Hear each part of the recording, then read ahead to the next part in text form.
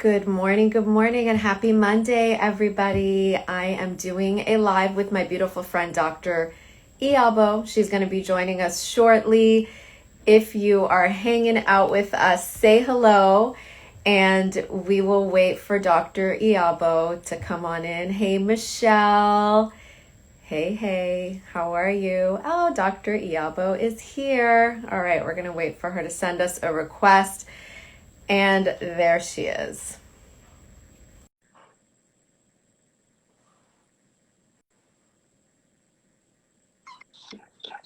Good Hello.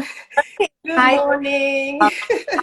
You. I'm doing well. How are you? I'm wonderful. It's always Good. such a pleasure to hang out with you and to chat with you.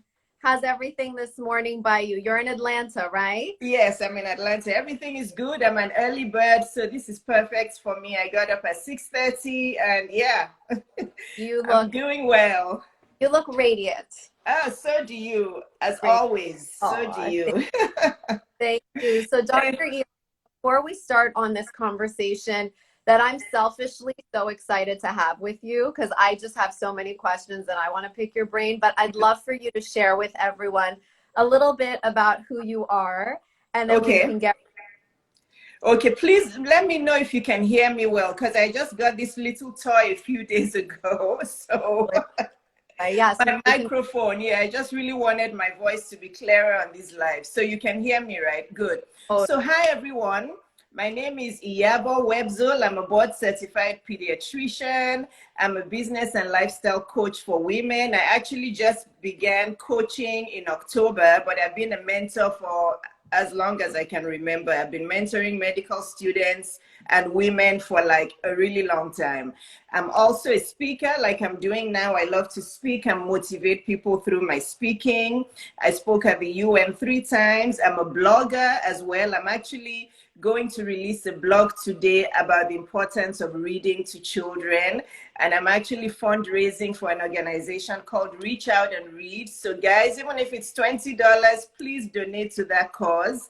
And what else do? I don't even remember. So I'm a blogger, I'm a speaker, I'm a pediatrician, I'm a coach, and I'm a writer. Yes, of course. I have a book. I have a published book on Amazon called Permanent Happiness: How to Be Happy Permanently. It's possible. well, welcome. You know, the thing I notice about you, and it's funny because we made this beautiful friendship out of like Instagram. How cool is that? But every time I see you showing up on Instagram, like it's backed up with so much passion and so much. And what I notice about you is that you're such an active participant in your life. Like you are doing things, you are making moves. Yeah. And I wanted to take the opportunity to have this conversation so our listeners and our viewers can learn a little bit about how sometimes we are the ones that block our own growth. And when we're willing to release that, we can be that active participant in our own lives. So I would love to know from you, like, how is it that you show up day after day? How did you get out of your own way? Because the easiest thing to be in life is to be yourself, right? That's the easiest thing to be in life. So what I'm doing right now, I'm not acting, I'm not putting anything up. It's like, this is me. I have my tea beside me. I have my cough drops beside me. By the way, I may start to cough. I have really bad post-nasal drip and allergies. I've been asked to get allergy shots for years, but I've been refusing it. But the easiest thing to be is to be authentic, to be yourself. Too many people want to put on an act. And if you're putting on an act, you're not going to be successful because people want to have an intimate connection with you. Whether it's that you're on Instagram and you have an online business, or you have a restaurant out there, or you have any kind of business, people actually just want to connect with who you really are. This is why studies have shown that between 90 to 99% of success is due to your mindset and to your the word mindset is overused, so I honestly try not to use overused words so that it's more effective. 99% of success is due to your mental state. it's due to what's going on in your head, and the remaining, well, 90 to 99%, depending on the study you look at. And then the remaining 1 to 10% actually is the practical stuff. That is, okay, get your tax ID number, do this, do that. If you can just deal with the voices in your head and what you're telling yourself, you're already successful. So for me, I just, over the years, and I have notes, I really thought about this. I actually woke up earlier today. I woke up at 3 a.m. And I'm going to tell you, the more intuitive you get, the more downloads you get into your brain. And I've actually started studying what makes me get up between 3 to 4 a.m. and how come I get so much information at that time. I like to talk and babble a lot, so bear with me, but I want to get these thoughts out, Melody. So, and I've asked God that, what makes me get up between 3 to 4 a.m. and how come it's at that time that you give me all the content and everything that I'm meant to be posting or talking about? And I started researching that too. And it actually exists. There are many people who wake up between that time, and very creative people, very spiritual, very intuitive people. And that's when they get most of their download. And I go back to sleep easily. I don't stay up for a long time. Once everything I'm meant to be receiving has been received, I go back to sleep. And that happened to me this overnight today. And I actually just took a piece of paper and just, wrote everything down so that I could share it with you. And then I woke up again at 6:30. So yeah, you asked me a question. Did I answer it? Because I went on a different tangent. Good. No, I listen to you speak. You are so inspired. Like, you're in a state of inspiration at all times. I can definitely relate to this business of getting up early, because I am the same way. Like, I literally am creating in my sleep and in my dreams. Like, it's coming to me and it's coming through me, and it's such a beautiful place to be. And you and I are lucky that we're there, right? And maybe we weren't always there. And what I would love to know from you is, were you always this way, or did you work for this? I have to humbly say that as far back as I can remember, I've always been like this. Wow. So I honestly feel that it's just the way I was wired and created by God. I think so, because even through my primary and secondary school days, I was very organized. I never belonged to any pack or any herd, which I'm going to come to, because I say this a lot. I talk about it a lot. That is one factor that limits a lot of us, especially women. We like to identify in a group. We like to identify in a pack. I'm a people's person, as you can tell, right? I love people, but as much as I love people, I'm also alone in my thoughts. So I'm both extremes. I don't belong to a pack. I don't belong to a herd. I trust my own instincts. And I've been like that for a long time. So I think it's genetic. It's in my DNA. But, I also read a lot, as you can tell, and I research and I look at facts and research rather than what people are just bringing up and telling me. And this is what really slows a lot of us women down, because we feel we have to identify in a group, in a pack. Many people don't relate to me because of that. I've had many unfollows, and that's fine with me, because I will keep speaking the truth that women, you have to develop your own instincts. You have to develop your own mind. You have to develop your own powerful spiritual gut instinct. If you feel you have to belong to a pack and you're just echoing what is in the pack, it's going to limit you. So, and there are many sayings. I love this one saying that says, those who fly the highest have the strongest wings? The birds who fly the highest have the strongest wings. Or no, those who fly alone.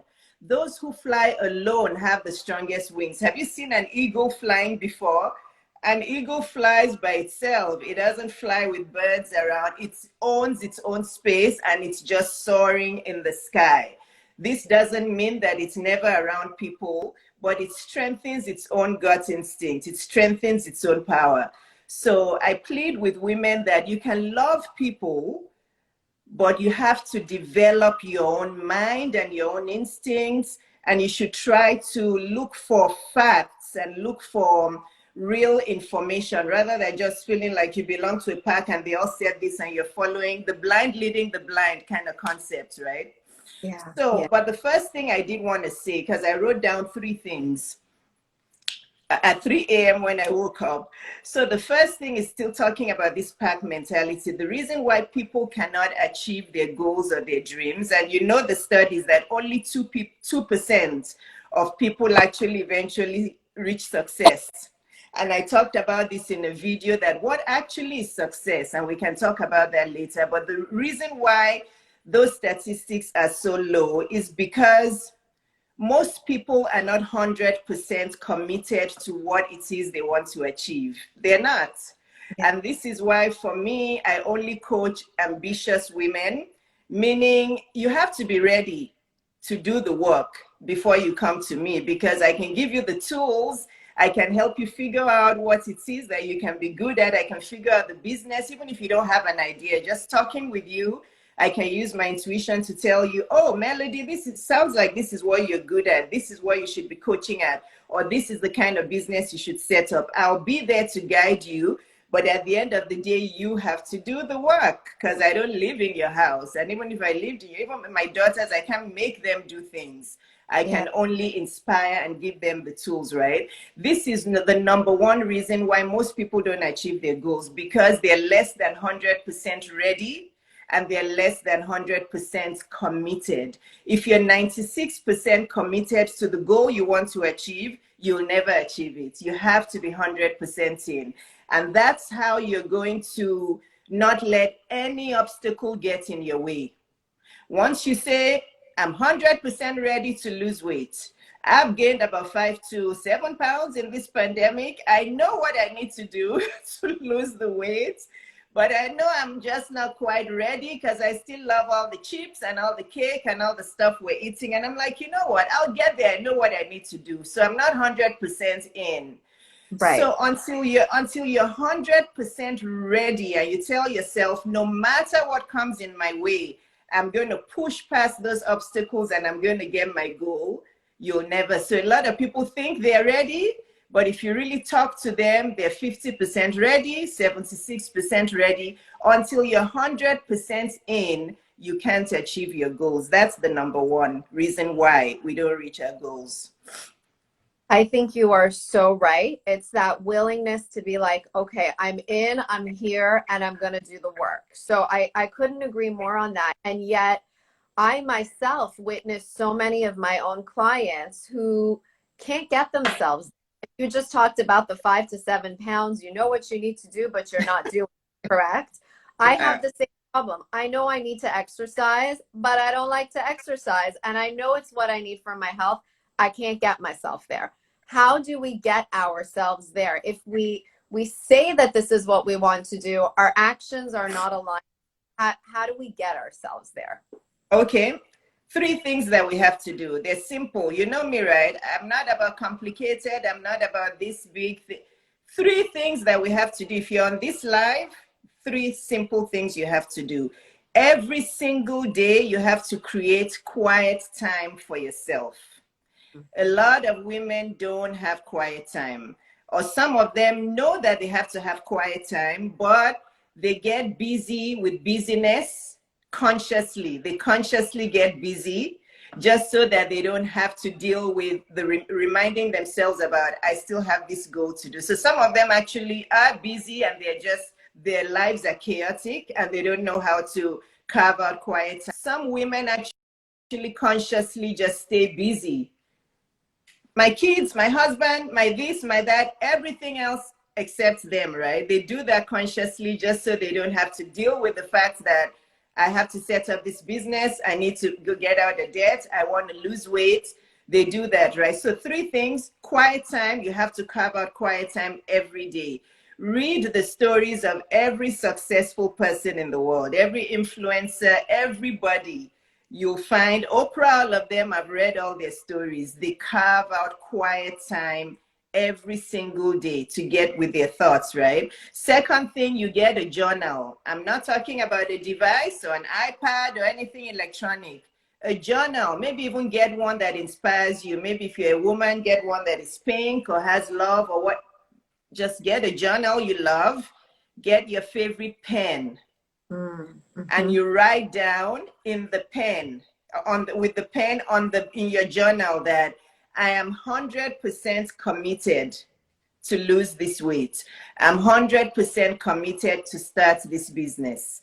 I'm 100% committed to get out of debt. I'm 100% committed to get out of this pack mentality and just be who I am and develop my own gut instinct. Once you write that down with your own hand Yeah. that you're 100% committed, that's the first step. Love, That's the first step. Most people don't do that love it. because they don't want to even admit that they want to do it. Who has done that on here?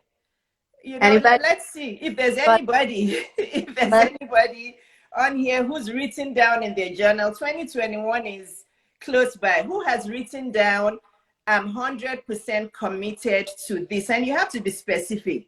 That's another thing. But Melody, I want to talk about being specific, but let me pass it on to you for now. What do you think about that? It's as simple as that. Just write it down. I like it. Listen, it's a proclamation. It's like you're writing it down. You're going through this cathartic exercise. I love how you said you're not doing it with a device. You're literally putting pen to paper. There's something to that, right? That mind body presence, Yes. putting it out there for yourself until you own it as your truth. Yes. And I really like how you've put that and how you've said that. I think of it as intention setting.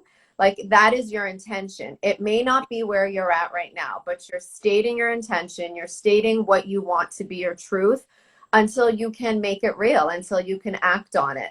So I like that idea of how to really get out of your own way and Mm-hmm. how to do the thing you want to do, even if you're not 100% there yet. Right. Because it's everything. It's Yes. everything. We all have Yes. goals, but it's like, okay, what's the next step? Yes. And you have to be specific about what it is you want to do.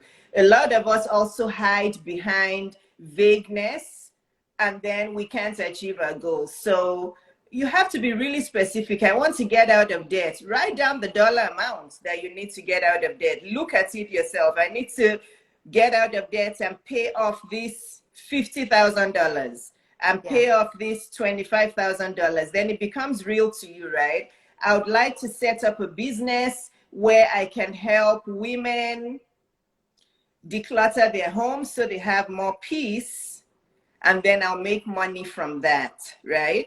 Rather than saying, I'd like to set up a business and make money. Or some Right. people will tell you, I've been on some lives, and this isn't a criticism. We're trying to just, talk about things that will empower us. Some women will tell you, I'd like to be famous. And I challenged a woman one day of my life who said that. I said, but what's your why? Why do you want to be famous? It took me a few tries to get it out of her. And then she said, I want to help people.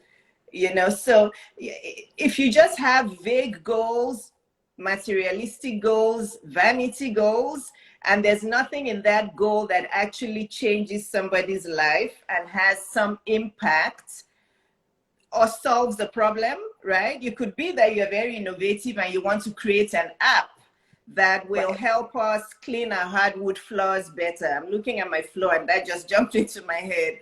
And you'll make money from that. So you have to be specific. It has to be helping someone, solving a problem, changing somebody's life, just not a vanity goal. Vanity goals are not real goals. I love that you're saying that. Like, I think of it as heart work. Everything that we do, like, I agree. First of all, the universe responds to specificity. That what is hard to say. But you could say you want to be famous without saying why for what and who you're serving. And the universe will respond to your request, and you will be famous for something that is negative, or you're famous, for something that you absolutely do not want to be associated with. So we Right. have to be specific in what it is that we're trying to call into our lives. I completely, completely agree with that. So that's step number 2, right? And what's step number 3? That was still step number 1. Oh, girl. Okay. Yes. That was still step number one. And I do want to touch on one thing real quick with step number one. Let's drop the idea of thinking that a field is saturated. Okay, I actually had this long discussion with my husband this morning, you know, because he started a business soon after we met. I converted him into a business owner like I convert everyone. And he was actually talking about and I said this is kind of a pack mentality. He's like, growing up in London, growing up in England. England is not a very entrepreneurial country. Most people are more employee mindset, you know, that's where they think, just getting a good job. It's not like in America where the entrepreneur life I can't think, yeah, it's so, you know, it's so common. So he was saying that he kind of grew up in that English or British pack mentality where he never thought of having his own business. People never even said it to him. And then he got here and he started his business in a field that so many people already are in, but he created his own niche and his own, you know, his own passion, and it's doing well, you know. So no matter how saturated the field is, guys, you are unique, own your own space, and you'll still prosper if you do the right thing, if you excel in that field. So the second goal, the second reason why it's hard for us to achieve our goals, this one is rampant in women, and it's a big problem. It's that we think that we know the goal we want to achieve, but that's actually not the goal we want to achieve. But we mask, I don't want to complicate this. You have to really think deep with this one. We mask what we want to achieve by saying this is something else we want to achieve. Let me give you an example. So if you, let's say with some women in abusive situations, right? You know, they'll come to me and say they want to set up a business, they want to be independent, they want to have a, you know, be financially free and all that, but they're ignoring the big elephant in the room. They're like, so we go through all their personal stuff and everything, and they're like deep in sorrow and sadness in their marriage. And I'm like, that's actually your goal.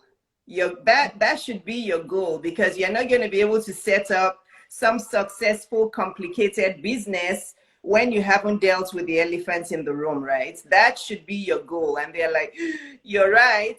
Or some women who go out and get one qualification after the next, they have an MBA, they want a PhD, they want this qualification, that qualification, and they're still unhappy. But they want to set up a business after all that, but they just keep going. But then you really dig deep, and they're so miserable in their life. They're so miserable in their personal life or in their married life or something. And but that should be your goal.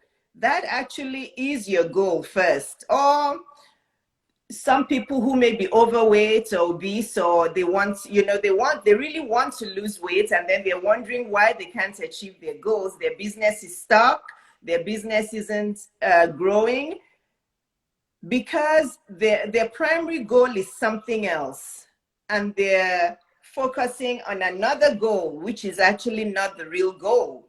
Right. That's a very interesting thing. And I think as coaches, it's really important for us to help them decipher, you know, this is what you say you want, but until we get this in place, it's very hard to reach for this other goal. And that's, you know, and so often people come because they want to create something new in their lives, not realizing they need to get something else in place. So this is very important. There's so many things you've talked about that I just want to touch on before we move on. You talked about how if someone else has done it, that we shouldn't be afraid to do the thing, right? Like if we were to say that, we wouldn't have any doctors on the planet. We wouldn't look like, let's just look in our own space at coaches. Tony Robbins is a life coach. Look at how he does. Gabrielle Bernstein is a life coach. She brings a whole other element of coaching. She brings spirituality. Every coach does it in a different way. And each of us has a unique print to bring to the space. So we can, like, that's one of my things that we talk about in a mindset training we do with the women in our community. whether they're like, let me go get, like you said, Dr. Iyabo, you said, let me go get another degree, let me go get another accreditation. And they're never actually going and starting that business because they to continue studying because they're never quite there. It's perfection paralysis at its finest. And this is one of the things that I think as women we struggle with. Men will show up for a meeting half prepared. Women will show up for the same meeting over prepared because we so desire to be seen in that way, in that perfection paralysis, when really it's all already within us. We've already got everything it takes to do that thing that we're setting out to do. So have you noticed perfection paralysis with your clients, or is it something that ever plagued you, and how did you get through it? Well, of course, yeah. I have noticed it with some women who, and I have to tell them, stop, no more degrees. I'm like, you know what? I'm very, yeah, I'm very intellectual, but there can be a point where, it becomes an addiction and you're not, it's like negative for you. Like, what are you doing with all these degrees? If degrees were meant to bring you happiness, you'd be the happiest person on earth already, because you have this and you have that and you have an MPH and you have an MBA and you have PhD and you still want to go and do this research. Oh, I love doing research, but you have all these things, but you're still unhappy. So how about it's time that you just step out in your authentic self? And this is why some people who don't get an education are still some of the most successful in life, because they actually just use their authentic innate gifts. My mom was one of them. I've used that example over and over. My mom didn't go to school. She didn't have the privilege. She was born in 1932. Then a lot of women didn't go to school, but she was so successful. She owned many homes with my dad. All her businesses were successful. She was financially buoyant because she used her gifts of organization, of being able to be confident and sophisticated and just have that air around her. So, I'm all about a good education and solid education. But at some point, you actually have to step out and do the work. This is again why 99% of success is mental. It's not about the practical things you do. It's about the mental thing that you have to just get out of yourself. And I've given you the practical way to get out of that mental block. You write it down on paper and you say you're 100% committed to doing it. Absolutely. I love it. And just to further your point, one last thing is that, yeah, the accreditation is great. Being a student of life and always learning, wonderful. Just don't hide behind it. Don't hide Yes. behind it. Get out there and share your light, because you've done all this work. You've got what it takes. You just got to go out there and do it. Yes, yes. So really, whoever is on this live and you're like, you haven't been able to achieve your goals, you fall into one of these three categories. I haven't said the third one. Most women, however, fall into one of these two. You think you're ready, but you're not 100% there. You're not. And this is why I put it on my page that please don't hire me if you're not ambitious and if you're not ready for more, because then I won't be the coach for you. If you're ready and you just come to me empty-handed and you're like, I don't know what kind of business to do, I just want more from life. There's some women who come to me and just say, a lot of them are already professionals, they're lawyers, they're accountants, they're already high achievers, but there's still something missing. And this is because they're not living in their purpose. It's as simple as that. Our career is not always a purpose. And this is also why a lot of doctors are unhappy. And I look at them on Instagram and I smile at the 20, 30-year-olds, some 40-year-olds. Medicine is wonderful. There has to be some doctors, but a lot of us doctors get robotic in our career. We forget what really makes us passionate and happy. We just go robotically every day seeing patients. Then we wake up one day in our 40s and 50s and we're like, is this what I've been working for? I'm still in debt. I live in this big, massive house. I drive really nice cars, but I'm still not happy. What's going on? So until you find your purpose mission, until you find your true life mission, that's when you become happy. So if you're not achieving your goals, it's either you're not 100% there and I know for sure that you're not 100% there, or you're focusing on the wrong goal. You're focusing on secondary goals rather than primary goals. Your business is stuck, it's not making money because you haven't dealt with your abusive relationship. Your business is stuck, it's not making money because you actually really want to lose weight, and that's your primary goal, but that's where your heart is, but you're putting on a face like you're fine. That's why your business is stuck. So search your heart for what, and this is why I'm just one goal person. When you're writing down your goals for 2021, please don't start with, I want to do this, I want to do that, I want to do that.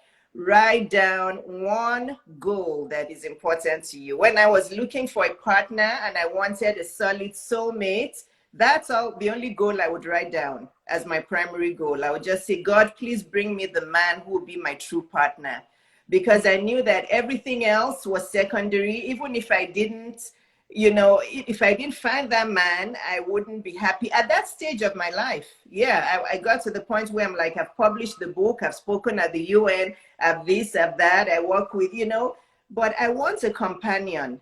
So focus on one goal at a time and be truthful to yourself about what your primary goal is, rather than masking it with some business goal, which you'll just get stuck in your business. It's not going to grow because your heart is somewhere else.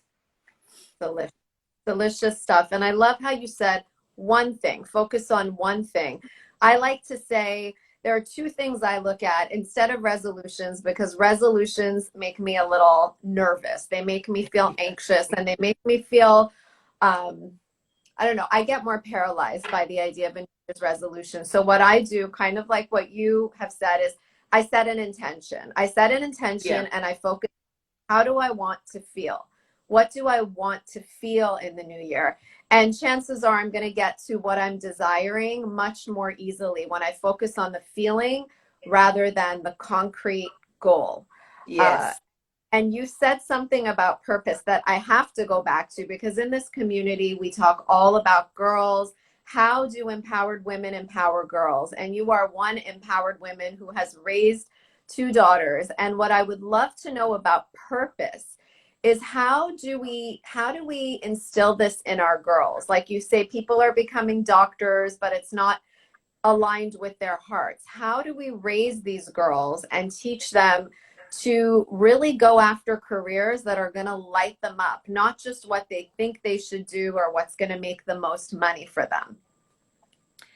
You learn from your mistakes. I did with my older daughter. I felt like she would be really good. I knew she wanted to become an entrepreneur like me. Both of them have said, Mom, we're not working for anybody. We see how happy you are having your own business and your practice. We don't want to work for anyone. So I started kind of encouraging her and pushing her to study business and go to business school. That was my older daughter.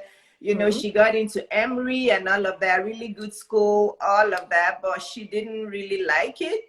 She Okay. didn't like the business. I spent a lot of money on Emory, but I'm like, okay, that's my own charity donation to Emory. She didn't like it. After the second year, she's like, Mom, honestly, I don't want to go to business school.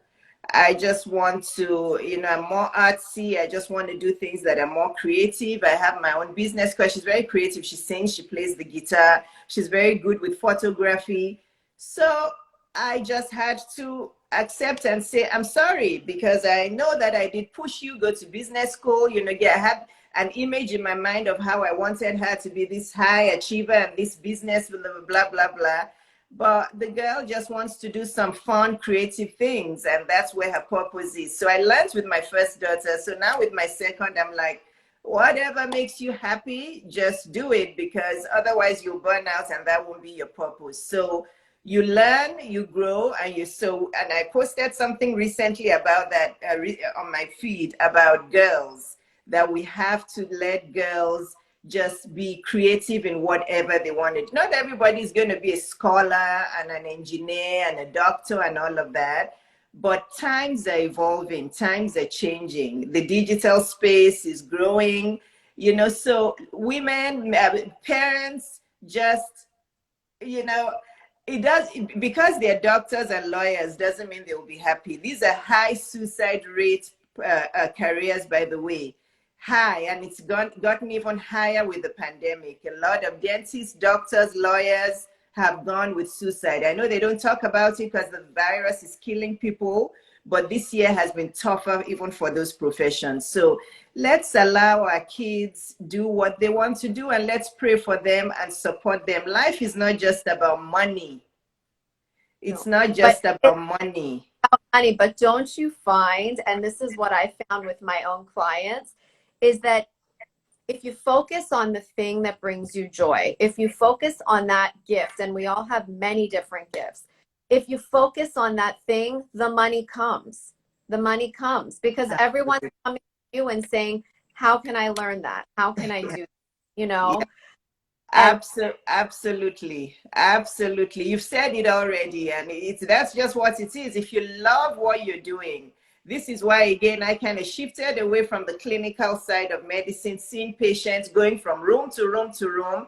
I just started disliking that. It was very robotic for me.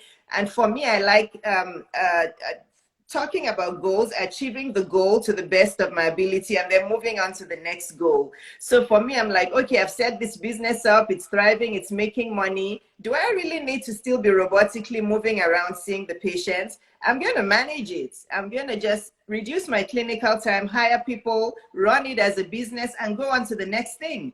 And that's what I've done. And for me, I'm better as a manager. I'm better as a team leader. I'm better as somebody who's just overseeing the practice, working on it rather than in it.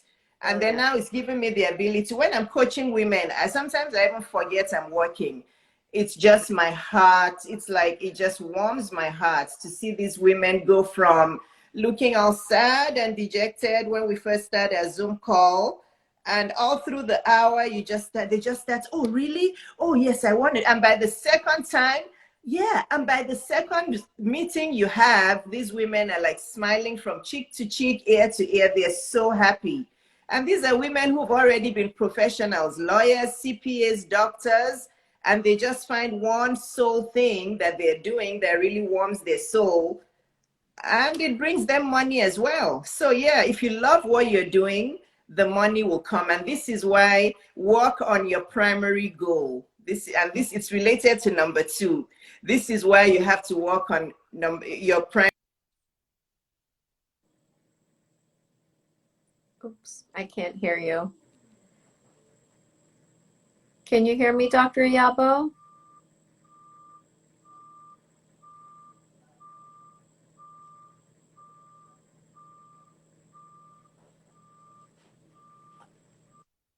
My phone was ringing. I'm sorry. Oh, That was my office calling me. Even though I told them, don't call me till 10:30 because I'm going to be on a live, they still call me.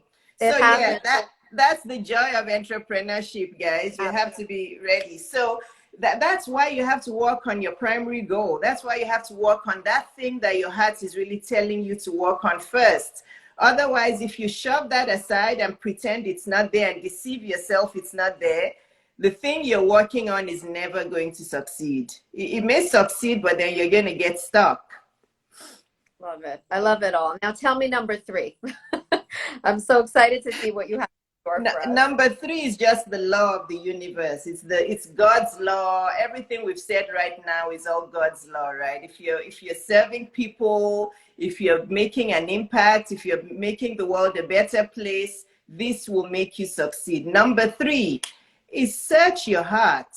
Search your deepest heart. If you have any kind of negative emotions on there, work on getting rid of them. A lot of us don't do well because we carry around lack of forgiveness to somebody who's wronged us many years ago, or we're jealous of our neighbor, or we're jealous of other people doing what we're doing, or we're envious. That is rampant. It's a subconscious feeling humans carry around. And unfortunately, those are blocks. You're not going to move forward if you're carrying all that around with you. So it's just simple. I wake up in the morning. I don't have anything against anybody. If you've wronged me, I just forgive you. I love you from a distance. I'll never trust you. And I just move on. or there can be a billion coaches around me. I want you all to succeed. Good luck to you. In fact, do you want tips on how to succeed? I'll give them to you. Oh, you're a pediatrician next door to me. Good luck. Succeed. I want you to succeed. Love it. So I love if you have a negative emotional state, it's going to block you from success. There's no other reason. And if you can give me another reason why we cannot get out of our own way and succeed, give it to me. But since Melody invited me to do this, I've been thinking deeply about all of this. And anything else you bring up is related to these three goals. Why you just haven't been able to achieve your goals. It belongs to one of these three. Brilliant. I love it so much. And that last point you speak of forgiveness and wanting everyone to succeed, and there's enough for everyone. The law of abundance, right? Like, that's one of my biggest things, abundance. If we come from an abundance heart space, knowing that there's enough success for all of us, there's enough joy for all of us, there's enough of everything, and to stop feeling like we need to hoard or we need it all for us. Definitely the pandemic, in a lot of ways, people think about like the whole toilet paper analogy. When there was no toilet paper, everyone was like hoarding, and then we slowly understood that if we can all step back, there's enough for everyone. For everyone. The Yes. for all of us, right? Yes. It's just a law. So yeah. I'm ending with something so beautiful as abundance. And I think of this social media world, and having met you and having met so many incredible women, like there is no limit to the beauty that can come from something like this. It's all your perception and how you look at it. Absolutely. That's it. And it's all mental. It's just all mindset and all mental. 1% of success is the actual work you do. Once you can get rid of the mental and as we say, your mindset, it's the same thing. Just think of it as the setup of my mind has to be right. When we just pull words out there, we don't really know but mindset means that the setup of your mind has to be right for you to be able to attain success. Ooh. So if the setup of your mind isn't right, you have work to do. And it's under one of these three things. Love it. Love it. Thank you so much for this. You're welcome. Inspiring conversation. Please let everybody know where they can find you, social media, website, all that good stuff. It's easy. So my Instagram is at Dr. Iyabo. So DRIYABO. I'm most active on Instagram. I'm not a Facebook person really. I'm on Instagram, and then I'm on LinkedIn as well. And I'm on YouTube. I'm trying to grow my YouTube because now I see that I love speaking. I love motivating through speaking. So obviously, where should I be? On YouTube. So follow me on Instagram, LinkedIn, and YouTube. And my website is driyabo.com. And buy my book, Permanent Happiness. That will give you a lot more clarity in life as well. It's a very simple book to read, but it will give you a lot of clarity. Beautiful. You are truly a light. Thank you so much for taking the time. Thank you. What a great way to start the week. I know. And it's Merry Christmas week, right? So Merry Christmas to everybody. Merry Christmas. Yeah. Happy New Year. God bless you all. Take care. Thanks, Melody. Thanks for having me. My pleasure. My pleasure. I'll talk to you soon. Yes, thank you. Bye-bye.